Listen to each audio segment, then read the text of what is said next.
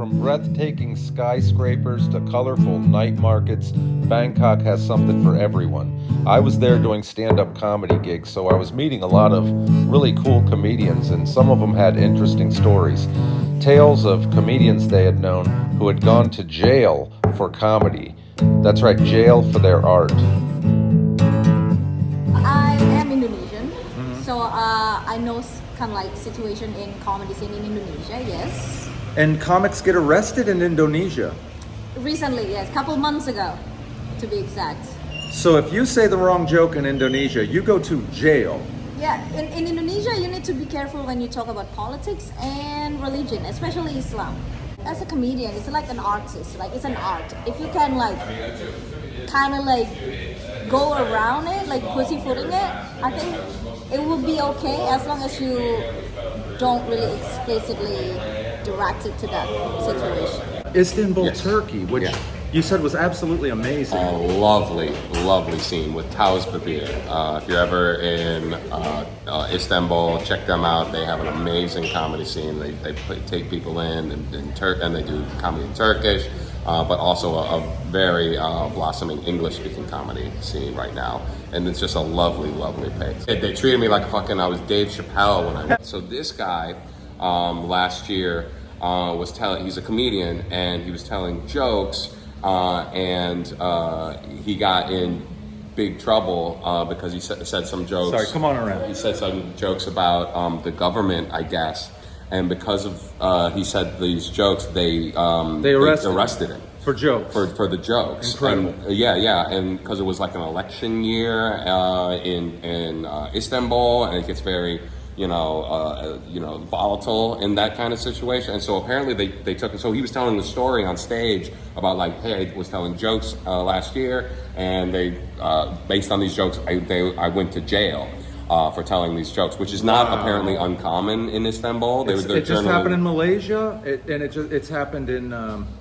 It's happening in a lot of places. It's wild, man. Yeah, and they're saying they're arresting journalists. If you do a tweet, they were saying, like, people were tweeting something like innocuous or something, and apparently they go to their house, and then they pull them up from their house and they send them right to jail. It was insane. And so the guy was just telling the story, like, this is the story. This is how I went to jail because of jokes. So now I don't tell like these kinds of jokes. What was interesting? So the translator was telling the story to me. And I didn't know that you could go to jail for saying wrong things in Turkey. And so he was telling, this guy went to jail for telling jokes, and I was like, you can do that? He's like, yeah. He's like, well, because I just went on stage and said a whole bunch of shit. And so I'm like, and so I was like, my heart was racing. I was like, do I have to leave the country right now? And he's like, it's okay, it's fine. I was like, oh my God.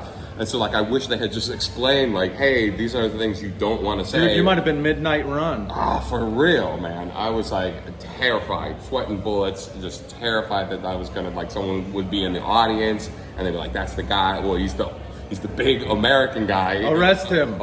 How do you find him? He's the only one there.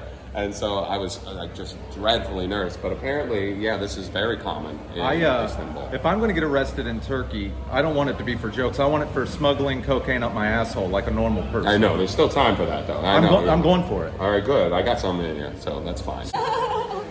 Wait, we're not done. Andy, tell me that. What's that? They shut the club down? In Malaysia.